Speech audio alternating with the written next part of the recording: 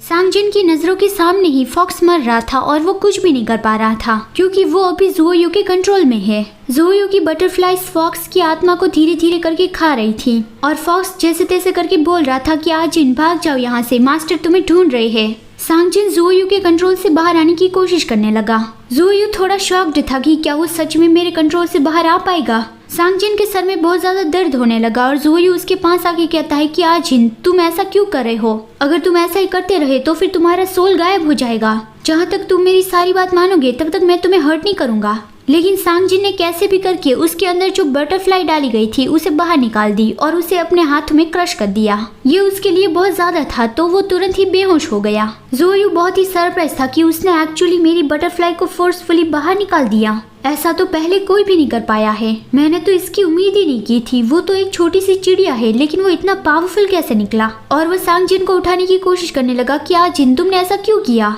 सांगजिन को होश आया और वो कहता है कि अभी मैं कोई बुरा सपना नहीं देख रहा हूँ। तुमने ब्रदर फॉक्स को मार दिया, वो सच में मर गया। उसकी मेरे दूसरे मास्टर के साथ शादी होने वाली थी। ज़ुओयू कहता है आखिर तुम्हें हो क्या गया है, तुम मुझसे प्यार करते हो तो फिर मैं तुम्हारे पास हूँ तो तुम्हें किसी और की जरूरत नहीं होनी चाहिए। तुम्हें अपने पुराने दोस्तों के साथ नाता तोड़ना होगा और ऊपर से वो लोग तुम्हें मुझसे मिलने से रोक रहे थे तो फिर उसे मारकर मैंने तुम्हारी मदद ही की। सांगजिन उससे दूर हो गया कि मुझे छुओ मत, आखिर तुम किस तरह के मॉन्स्टर हो, तुमने मुझसे सब झूठ कहा, तुम एक ल्यूनाटिक एक मॉन्स्टर हो। ज़ुओयू थोड़ी देर उसे देखता रहा और फिर वो स्माइल करके कहता है अब तुम्हें पता चला, हाँ मैं एक मॉन्स्टर हूँ जो तुमसे इन सारे वक्त झूठ बोल रहा था। मेरे मुंह से एक भी बात सच नहीं निकली। मैं सबसे बड़ा और सबसे ताकतवर शैतान हूँ। मैं वही दुश्मन हूँ जिससे तुम दिन रात खुद को डिफेंड कर रहे थे। लेकिन तुम्हारा क्या, तुम्हारे हाथ भी खून से रंगे हैं। क्या तुम भूल गए कि तुम ही मेरे पास आए थे। तुमने मेरे भाई के स्पिरिट को नरिश किया था और काफी लंबे वक्त तक तुम यहाँ पे जासूसी कर रहे थे।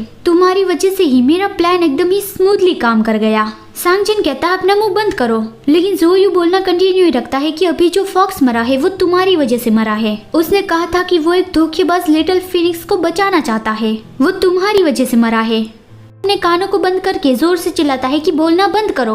उसके सर में बहुत ज्यादा दर्द होने लगा और वो बेहोश हो गया। ज़ुओयू उसे संभालता है और कहता है कि तुम फिर से बेहोश हो गई। तुमने अपने सोल से उस बटरफ्लाई को बाहर निकाला है तो वो तुम्हारे लिए बहुत ही पेनफुल होगा। और वो सोचने लगा कि मुझे तो दूसरों को सफर करते देखना अच्छा नहीं लगता है। जितना लोग ज्यादा दर्द में होते हैं उतना ही मुझे मजा आता है, क्योंकि दर्द नाम की चीज मुझे महसूस ही नहीं होती। लेकिन अभी मुझे बहुत ही वियर्ड लग रहा है, मैं खुश क्यों नहीं हूँ। ओहो, ज़ुओयू को नहीं पता है।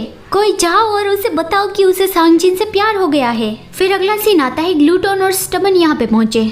उन्होंने देखा कि डिसेंट घायल जमीन पे पड़ा है। स्टबन तो बहुत ही परेशान हो गया, लेकिन ग्लूटन ने चेक किया कि डोंट वरी, वो अभी सांस ले रहा है। इंजरीज बहुत ही ज्यादा सीरियस है तो इस वजह से उसका कल्टीवेशन लेवल थोड़ा लो हो गया है। उसे रिकवर होने में काफी ज्यादा वक्त लगेगा। अभी जो शायद दुश्मन आया था वो हेवन लग रहा था, नहीं तो इतने कम वक्त में कोई डिसेंट को इस तरह से कैसे मार सकता है। स्टबन उससे अपनी स्पिरिचुअल पावर से हील करने लगा और कहता है कि जल्दी से हमें माउंटेन के पीछे जाना होगा, वहाँ पे लॉर्ड येली और ब्रदर केओस को हमें प्रोटेक्ट करना होगा। डिसेंट ग्लूटन को फॉक्स के बारे में कहना चाहता था, लेकिन उसमें ज्यादा स्ट्रेंथ नहीं थी तो वो ठीक से बोल नहीं पा रहा था। जहाँ पे फॉक्स पड़ा था उस और डिसेंट ने पॉइंट किया। स्टबन वो देख के बहुत ही शॉक्ड था कि ग्लूटन भी एकदम ही शॉक्ड रह गया। अचानक से बारिश होने लगी। ग्लूटन फॉक्स के पास आया और उसे अपने हाथों में लेता है। उसकी आवाज रोने जैसी हो गई थी। वो कहता है कि ऐसा कैसे हो सकता है, उसके शरीर में उसकी आत्मा नहीं है और खून भी पूरा सूख चुका है। वो फॉक्स को गले लगा के रोने लगा कि बेवकूफ, मैंने कहा था कि तुम्हें इधर उधर नहीं भागना है,